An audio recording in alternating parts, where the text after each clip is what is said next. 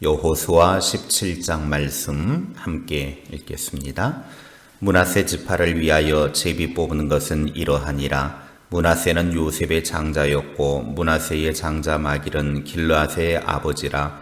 그는 용사였기 때문에 길르앗과 바산을 받았으므로 므낫세의 남은 자손을 위하여 그들의 가족대로 제비를 뽑았는데 그들은 곧 아비에셀의 자손과 헬렉의 자손과 아스리엘의 자손과 세겜의 자손과 헤벨의 자손과 스미다의 자손이니 그들의 가족대로 요셉의 아들 므낫세의 남자 자손들이며 헤벨의 아들 길르앗의 손자 마길의 증손 므낫세의 현손 슬로보앗은 아들이 없고 딸뿐이요 그 딸들의 이름은 말라와 노아와 호글라와 밀가와 디르사라.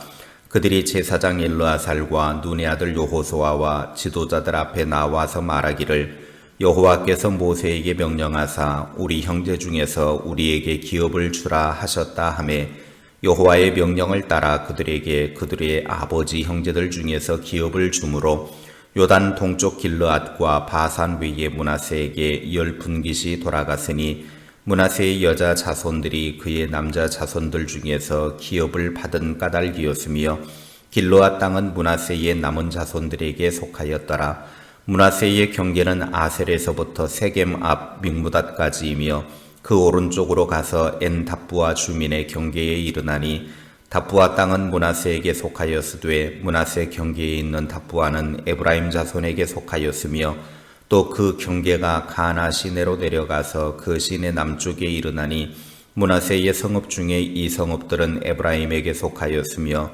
므낫세의 경계는 그 시내 북쪽이요 그 끝은 바다이며 남쪽으로는 에브라임에 속하였고 북쪽으로는 므낫세에 속하였고 바다가 그 경계가 되었으며 그들의 땅의 북쪽은 아셀에 이르고 동쪽은 이사갈에 이르렀으며 이사갈과 아셀에도 므낫세의 소유가 있으니 곧 베스한과 그 마을들과 이블르암과 그 마을들과 돌의 주민과 그 마을들이요 또 엔돌 주민과 그 마을들과 다낙 주민과 그 마을들과 무깃도 주민과 그 마을들 세 언덕 지역이라. 그러나 므낫세 자손이 그 성읍들의 주민을 쫓아내지 못하매 가나안 족속이 결심하고 그 땅에 거주하였더니 이스라엘 자손이 강성한 후에야 가나안 족속에게 노역을 시켰고 다 쫓아내지 아니하였더라. 요셉 자손이 여호수아에게 말하여 이르되 여호와께서 지금까지 내게 복을 주심으로 내가 큰 민족이 되었거늘 당신이 나의 기업을 위하여 한 제비 한 분깃으로만 내게 주심은 어찌함이니까 하니 여호수아가 그들에게 이르되 네가 큰 민족이 되므로 에브라임 산지가 네게 너무 좁을진대 브리스 족속과 르바임 족속의 땅 삼림에 올라가서 스스로 개척하라 하니라.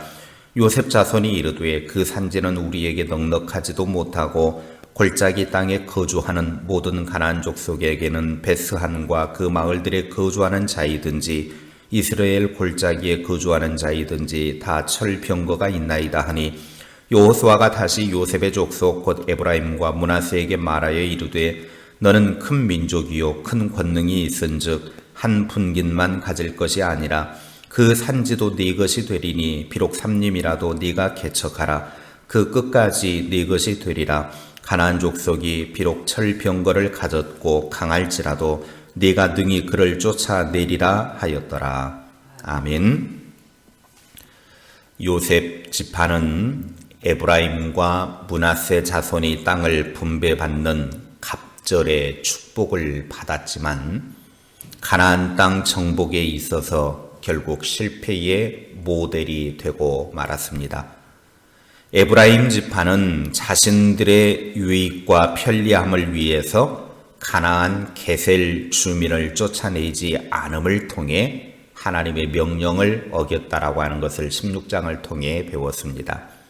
그리고 오늘 17장에서 므낫세 지파도 땅을 분배받았는데 12절 13절에 보면 처음에는 힘이 없어서 가나안 주민들을 쫓아내지 못하다가 나중에는 힘이 강성한 후에 일부러 쫓아내지 않았음을 보게 됩니다. 그렇다면 왜 이러한 일이 두 지파를 통해서 계속해서 벌어지고 있는가 하는 것입니다. 첫째, 눈앞의 이익에만 생각했기 때문입니다. 12절에 보면 므낫세 지파는 처음에 가나안 족속을 쫓아내지 못했습니다. 그때는 그들이 힘이 없었기 때문입니다. 가나안 족속이 결심하고 필사적으로 저항한 것도 있지만 자신들의 힘이 가나안 족속을 이겨낼 만한 힘이 없었더라고 하는 겁니다.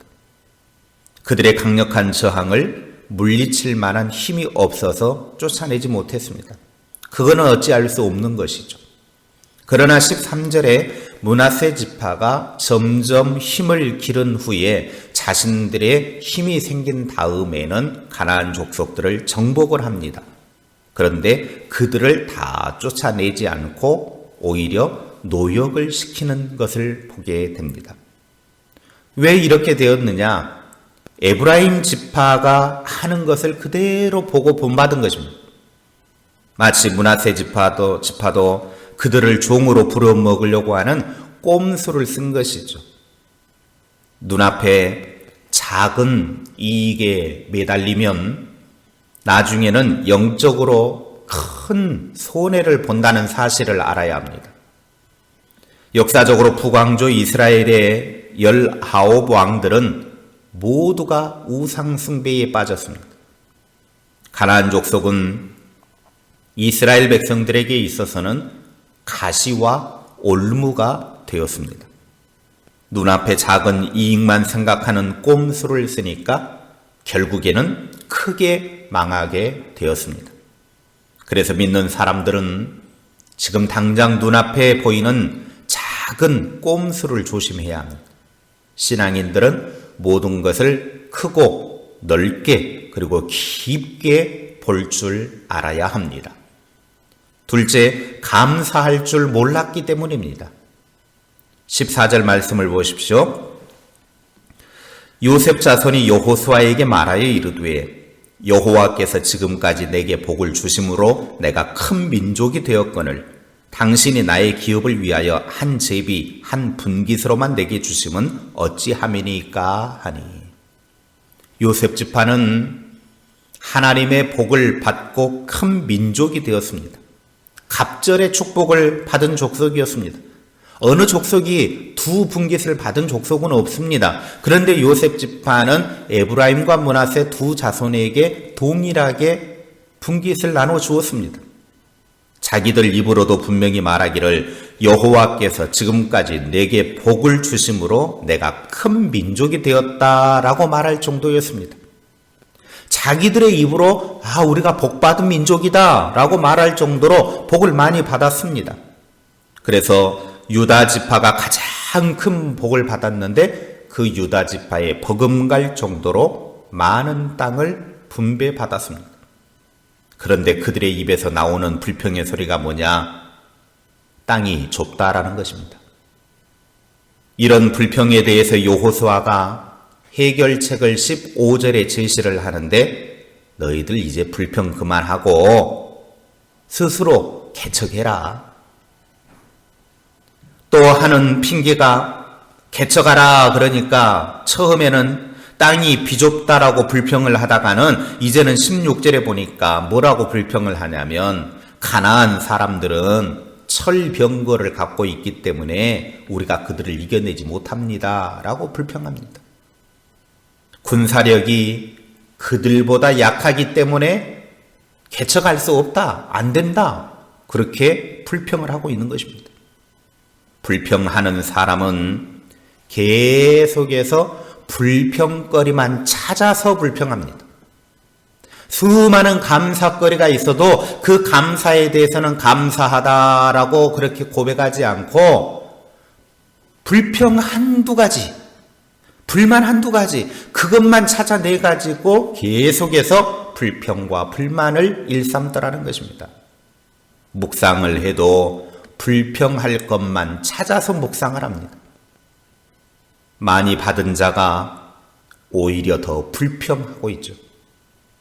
어떻게 보면 사람 없는 사람들보다 많이 가진 사람들이 더 불평할 때가 많아요. 항상 있는 것에 만족하고 감사할 줄 아는 삶을 살 수 있기를 바랍니다.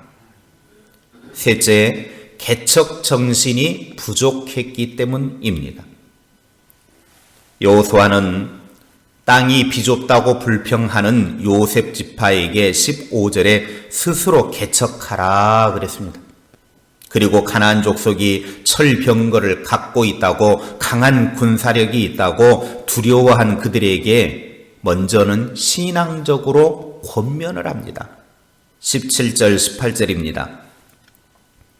여호수아가 다시 요셉의 족속 곧 에브라임과 므낫세에게 말하여 이르되 너는 큰 민족이요 큰 권능이 있은즉 한 분깃만 가질 것이 아니라 그 산지도 네 것이 되리니 비록 삼림이라도 네가 개척하라.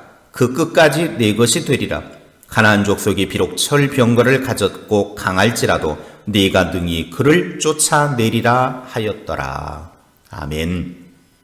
너는 큰 민족이고 큰 권능이 있다. 그런데 왜 너희는 스스로가 작다고 생각하느냐? 힘이 없다고 생각하느냐? 두려워하지 말아라.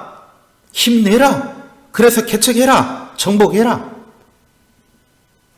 적을 두려워하면 나에게 아무리 큰 권능이 있어도, 큰 민족이어도 그건 아무짝에 필요가 없는 것입니다. 그래서 여호수아는 개척하라고 18절에 거듭 그들에게 요구를 하고 있습니다. 담대해야 합니다.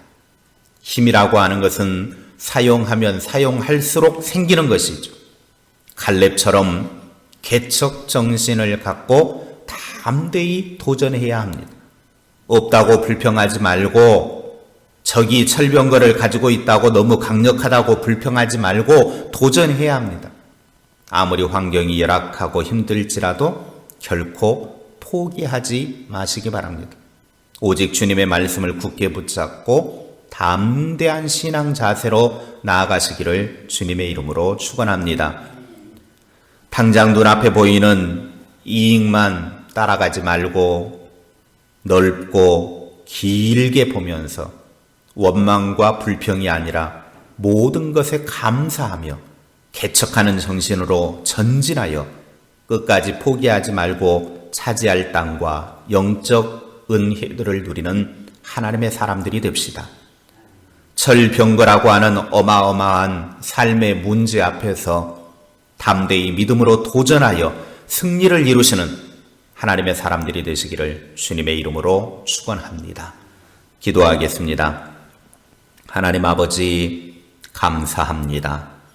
우리가 이 땅에 신앙생활하며 살아가는 동안 하나님께서 우리에게 주신 축복의 삶을 누리기 위해서 당장 눈앞에 보이는 작은 이익만 따라가지 않게 하시고 하나님의 크고 넓은 세계를 바라볼 수 있는 믿음의 눈이 열리게 하옵소서. 우리의 영의 눈이 활짝 열려서 하나님이 우리를 향한 계획하심과 하나님의 축복의 세계를 바라보며 그것을 향하여 나아가는 믿음의 삶이 되게 하옵소서. 잠깐 작은 불평, 작은 원망이 아니라 하나님 앞에 모든 것에 감사하며 나아가는 감사의 삶이 되게 하옵소서. 이것도 감사하고 저것도 감사하고 감사할 것을 세어보고 헤아려서 하나님 앞에 감사로 세워나가는 믿음의 삶의 모습이 될 수 있도록 은혜 베풀어 주시옵소서. 원망하고 불평하기 시작하면 모든 것이 다 불평거리가 될 뿐입니다. 우리는 모든 것에 대해서 감사함이 넘치게 하는 하나님의 사람들 되게 하옵소서. 우리 앞에 아무리 철병거와 같은 큰 문제들이 있다 할지라도 그러한 것들 앞에서 넘어지지 않게 하시고 마음 무너지지 않게 하시고 강하고 담대한 믿음으로 도전하여 하나님이 주신 승리를 쟁취하는 믿음의 사람들이 되게 하옵소서. 오늘 내가 한 발자국 물러서면 더 많은 것들을 이룰 수 있습니다. 믿음으로 담대히 나아가서 하나님이 우리들에게 약속하시고 예비하신 것들을 누리는 축복의 사람들 되게 하옵소서. 오늘 하루도 우리의 삶의 여정 속에서 퇴보하는 신앙 되지 않게 하시고 점점 앞으로 나아가고 하나님이 기뻐하실 만한 믿음의 모습으로 성장하는 주님의 사람들 되게 하옵소서. 나이가 먹어가면 먹어갈수록 세월이 흐르면 흐를수록 육체는 연약하다 할지라도 우리의 믿음만큼은 더욱더 성장하여 하나님이 보시기에 아름다운 모습이 될 수 있도록 주님이 기뻐하시는 열매 맺는 하나님의 사람들 다 되게 하옵소서. 예수님의 이름으로 기도하옵나이다. 아멘.